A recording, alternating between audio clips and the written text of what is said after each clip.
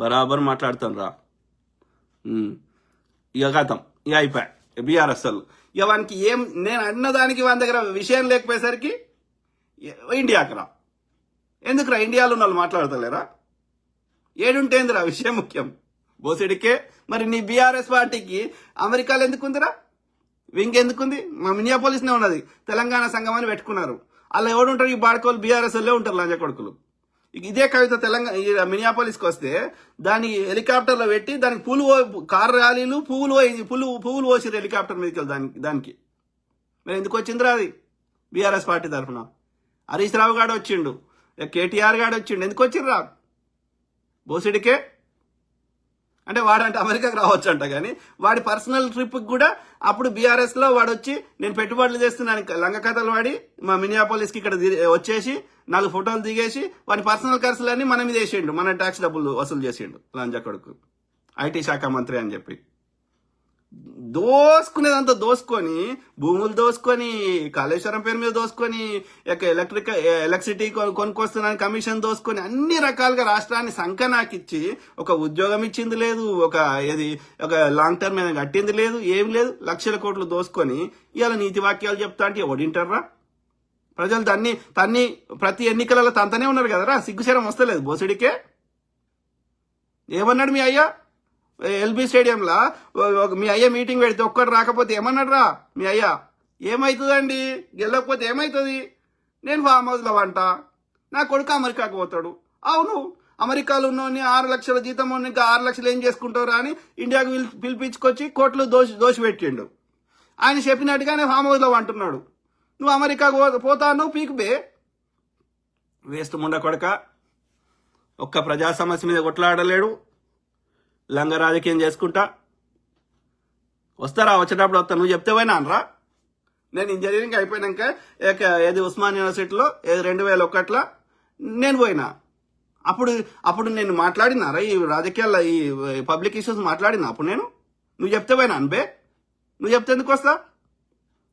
నాకు పొరగాను లేరా? వాళ్ళకి ఒక తండ్రిగా నాకు వాళ్ళు పెద్దగా దాకా నాకు బాధ్యతలు ఉండేరా బోసుడికే? నా ఇష్టంతో వచ్చినాం, నా ఇష్టంతో వస్తా. ఎందుకు రాను? మా అయ్య వానే ఉంటారు సిద్దిపేటలో.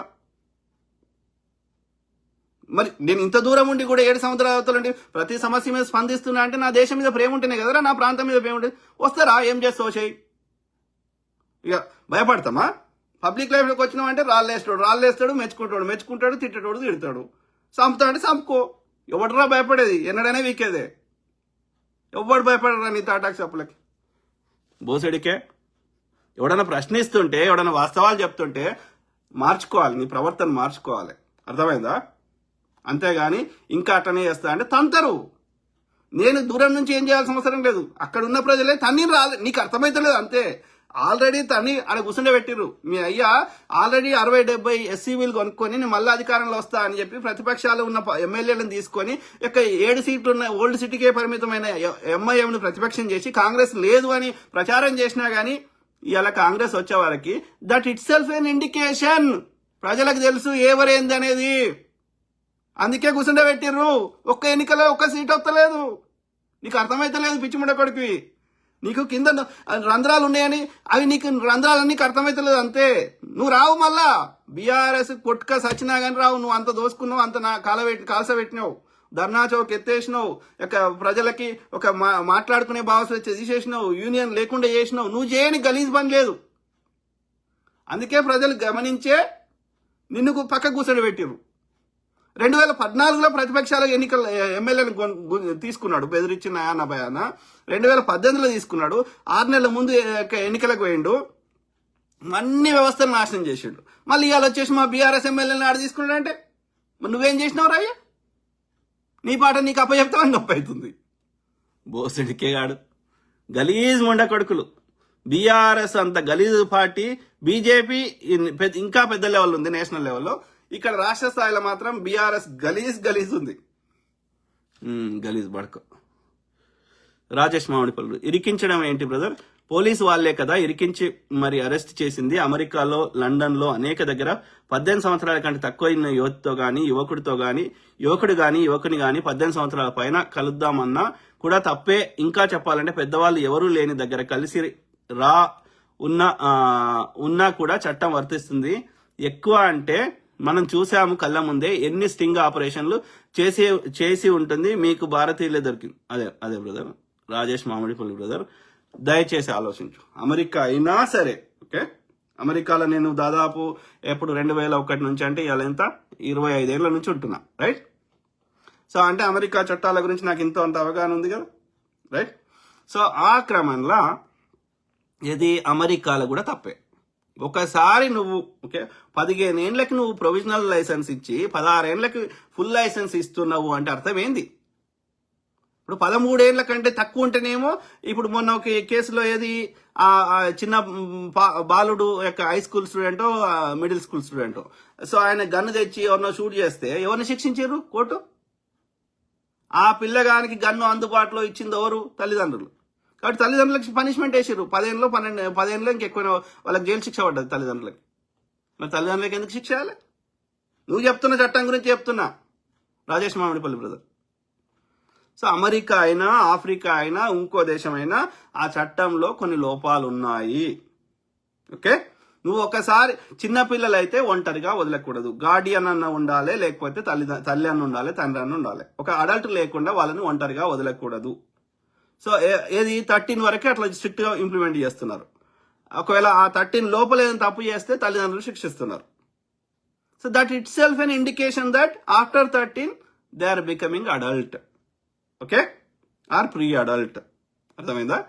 వాళ్ళు బాల్యం నుంచి యవ్వనంలోకి మారుతున్నారు. కౌమార దశ అంటారు, లేకపోతే ప్రీ అడల్ట్ అంటారు, లేదంటే ఇంగ్లీష్లో అయితే టీనేజర్ అంటారు. 12 దాకా నంబర్స్ డిఫరెంట్ ఉంటాయి, 13 to 19 డిఫరెంట్ ఉంటాయి. So that is a teenager. And ప్రకృతి పరంగా కూడా మనకి శరీరంలో మార్పులు వస్తున్నాయి. గొంతు మారుతున్నది. సో మగవాళ్ళకైతే గడ్డాలు మీసాలు వస్తున్నాయి, మగ అయినా ఆడ అయినా, ఓకే. ఇంకా ప్రైవేట్ పార్ట్లలో వెంట్రుకలు వస్తున్నాయి. తర్వాత ఈ ఆడపిల్ల అయితే రజస్వల్ అవుతుంది. తర్వాత ఏది చెస్ట్ పెరుగుతుంది. So these are all indications that you are no longer kid. నువ్వు ఆడ మగ పెద్ద మనిషి అయినాక, లేకపోతే 13 దాటినాక వాళ్ళు సెక్స్ చేసుకుంటే పిల్లలు పుడతారు, చిన్నపిల్లలు చేసుకుంటే పుట్టరు. That itself an indicator that nature is telling, ప్రకృతి చెప్తున్నది, వాళ్ళు నో లాంగర్ చిన్న పిల్లలు, they are grown ups, okay. అన్నప్పుడు 6 ఏళ్ల పాపకి 16 ఏళ్ల యువతికి ఒకటే రకమైన ట్రీట్మెంట్ ఇస్తా, ఇంకా చిన్నపిల్లల లెక్క ట్రీట్ చేస్తా అంటే ఆ చట్టం కరెక్టా? అది అమెరికా అయినా సరే, ఆఫ్రికా అయినా సరే, భారతదేశం అయినా సరే. సో అమెరికా చట్టాలు కూడా పర్ఫెక్ట్ లేవు. సో అమెరికా చట్టాలు కూడా మార్పు తేవాలి. అర్థమైందా? అట్లీస్ట్ నీకు అడల్ట్గా ట్రీట్ చేయడానికి నీకు మనసు ఒప్పకపోతే కనీసం ప్రీ అడల్ట్ లాగా, టీనేజర్ లాగా, యంగ్ అడల్ట్ లాగా ట్రీట్ చేయాలి, కానీ చిన్నపిల్లలాగా ట్రీట్ చేయకూడదు. అంటే అర్థమైంది, 12 ఏళ్ళ లోపల వాళ్ళ తెరువు వస్తే వాళ్ళని ఒంటరిగా వదలకూడదు తల్లిదండ్రులు. అయినా సరే తల్లిదండ్రులు ఉన్నా సరే వాళ్ళ తెరువు వస్తే కఠిన శిక్షలు వేయండి. ఇది 12 ఏళ్ళ లోపల, 12 కానీ అంతకంటే తక్కువ కానీ. 13 నుంచి నువ్వు అడల్ట్ అంటున్నావు, 18 దాకా ఉన్న ఏజ్లో సేమ్ వాళ్ళకి ఇంతో కొంత లోకం గురించి అవగాహన ఉంటుంది, వాళ్ళని ఇండిపెండెంట్గా వదులుతున్నాం కాబట్టి సేమ్ శిక్షలు వేయకూడదు, ఇంచుమించు అడల్ట్ లాగా ట్రీట్ చేయాలి. అలా చేయను నేను, ఈ చిన్నపిల్లలు లెక్క ట్రీట్ చేస్తాను నువ్వు అంటే, అది అమెరికా అయినా సరే, ఆఫ్రికా అయినా సరే, భారతదేశం అయినా సరే, నువ్వు 18 ఏళ్ళ లోపు నన్ను చిన్నపిల్లలు లెక్క ట్రీట్ చేస్తే 18 ఏళ్ళ దాకా తల్లి కానీ, తండ్రి కానీ, గార్డియన్ కానీ, సంరక్షకుడు కానీ ఒంటరిగా వదలకూడదు. ఆ పిల్లల్ని వదిలితే ఆ 18 లోపల ఉన్న పిల్లలు తప్పు చేస్తే తల్లిదండ్రులకు శిక్షలేయండి. మరి ఈ భగీరథ్ కేసులో తల్లిదండ్రులే వాళ్ళ ఇంట్లో తీసుకొని వచ్చి తల్లిదండ్రుల కన్సెంట్ తోటే, ఒక అడల్ట్ కన్సెంట్ తోటే జరగాల్సిన కార్యక్రమాలన్నీ జరిగినాయి. ఆమె పెద్ద ఎస్యూవి నడుపుతున్నది. 1 నెల అటు ఇటు ఇంచుమించు 18 ఉంది అమ్మాయి. అయినా సరే నేను 6 ఏళ్ల పాప లెక్క ట్రీట్ చేస్తా అంటే అదే మా చట్టము అంటే, మరి 18 ఏళ్ళ లోపున్న పిల్లని ఎందుకు వదిలేసినావు? పిచ్చిముండా ఒంటరిగా వంతోటి ఎందుకు పంపించినావు? నువ్వు పంపిస్తావా? నీ కొడుకును నీ బిడ్డను పంపిస్తావా? మా నేబర్ ఉన్నారు అమెరికా తెల్లోళ్ళు. సో ఆ పిల్ల 15 16 ఉంటుంది కావచ్చు వాళ్ళ బిడ్డ. మరి ఆమె బాయ్ ఫ్రెండ్ వచ్చి వాళ్ళ ఇంట్లోనే ఉంటున్నాడు. మరి వాళ్ళ పేరెంట్స్ వాళ్ళ బాయ్ ఫ్రెండ్ తెచ్చి ఇంట్లోనే వచ్చుకుంటారు. బయట పోతే ఎవరితో ఇంకా ఎంతమందితో తిరుగుతుందని ఇంట్లోకే రారా అని ఇంట్లోనే చేసుకుంటారు కార్యక్రమాలు. మరి ఇప్పుడు ఏమంటావు? ఎవరిని శిక్షిస్తావు? ఇప్పుడు ఈ కేసులో కూడా ఆ పిల్లగాడు పెళ్లి చేసుకుంటా అంటే సమస్య లేదు ఇక్కడ.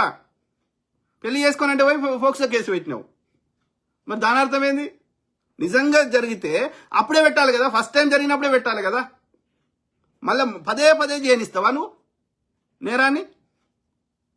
అయినా సరే మేము నీతి వాక్యాలు చెప్తాం, ఎందుకంటే మీకు బీజేపీ ఐడియాలజీ నచ్చదు కాబట్టి. నచ్చకపోతే కొట్లాడదాం రా అయ్యా, బీజేపీ ఐడియాలజీ మీద కొట్లాడదాము, బీజేపీ చేసే నేరాల మీద కొట్లాడదాం, తప్పులేదు. కానీ ఇట్లా తప్పుడు కేసు బనాయిస్తా అంటే ఆ చట్టం ఎవరిని రేపు నీకు కూడా నిన్ను కూడా ఇరికియో చూడాలి నీ శత్రువు. ఇప్పుడు ఇదే బీజేపీ మీద ఇరికిచ్చినావు, రేపు బీజేపీ కేటీఆర్ కొడుకును కూడా ఇరికియొచ్చు, ఏముందల్లా? అది పెద్ద పనా? వి ఫైట్ ఆన్ ద, మేము ఉందా రాజకీయాలు చేస్తాం. ఇప్పుడు విజయ్ అంటే ఆయన ఇది ఈ ఉచితాల హామీలు ఇచ్చి గెలిచిండు, ఇప్పుడు ముఖ్యమంత్రి అయిండు. మరి ఆయన ముఖ్యమంత్రి అయినా కూడా మాజీ ముఖ్యమంత్రి అయిన స్టాలిన్ గారికి కాళ్ళు మొక్కిండు. That is the way. ఒక ఏమంటారు, హుందా రాజకీయాలు చేద్దాం. ఎండ్ ఆఫ్ ద డే ఏంది, ప్రతిపక్షమైన ఈ పక్షమైన ఆ పక్షమైన ప్రజల సమస్యలే కదా, మనకేం సెల్ఫ్ అజెండా లేదు కదా. మరి ఏ పక్షం అయితే ఏంది, ఇప్పుడు ఇష్యూ బేస్డ్ కొట్లాడుతున్నాం. కనబడితే నమస్తే పెట్టుకోలే, రాజశేఖర రెడ్డి గారైనా చంద్రబాబు నాయుడు గారైనా పెట్టుకోలే, ఇట్లా కొట్లాడారు, వీధి పైట్లు చేసారా? Yes, we think differently, our priorities are different, మన ఐడియాలజీ డిఫరెంట్ ఉంది. Yes, we fight on the issues in a different way. మన ఐడియాలజీని ప్రజల్ని కన్విన్స్ చేస్తాం, ప్రజలకు నచ్చితే మనకు ఓటేస్తారు, అంతే సింపుల్. అంతేగాని మనము ఒక వ్యక్తికి నమస్కారం పెడతాం కదా, వ్యక్తిగత జీవితంలోకి మనం పోము కదా. That is not called politics కదా. రాజకీయం అంటే అది కాదు కదా. రాజకీయం అంటే ప్రజా సమస్యల మీద కొట్లాడతాం. వాళ్ళ ప్రైవేట్ జీవితంలో పోయి మనము దాన్ని ఇట్లా ట్రాపులు చేయడం, ఇట్లా అబ్యూజ్ చేయడం తప్పు కదా. చట్టాలు ఉన్న లోపాలని అది మిస్యూజ్ చేయడం తప్పు కదా. నాకు వ్యక్తిగతంగా నీకు నాకు గట్టు పంచాయతీ లేదు కదా. మనం కొట్లాడుతుంది ఇష్యూ బేస్డ్ కదా. ఇష్యూ బేస్డ్ కొట్లాడు, ఎవడొద్దన్నాడు? నీ అభిప్రాయం నువ్వు చెప్పుకో. మెజారిటీ ప్రజలు నీ అభిప్రాయం నచ్చితే నీకే ఓటేస్తారు. నువ్వు ఎమ్మెల్యే అవుతావో, ముఖ్యమంత్రి అవుతావు, ఇంకోటి అవుతావు. అయినాక నీ చెప్పిన ఐడియాలజీ ఇంప్లిమెంట్ చేయి. మెజారిటీ 51 మంది ఓటేస్తే 49 మంది వ్యతిరేకిస్తే 51 మంది ఇద్దరు అదనంగా ఓటేస్తే నీదే చెల్లుతుంది ప్రజాస్వామ్యంలో, majority wins. So we fight on the issue based, policy based. We don't go into their personal lives. That's not, అది కాదు అది తప్పది. ఎవరి వ్యక్తిగత జీవనానికి పోకూడదు, మనకు అనవసరం అది. We fight only the public issues. ఆలోచించు బ్రదర్, రాజేష్ మామిడిపల్లి బ్రదర్.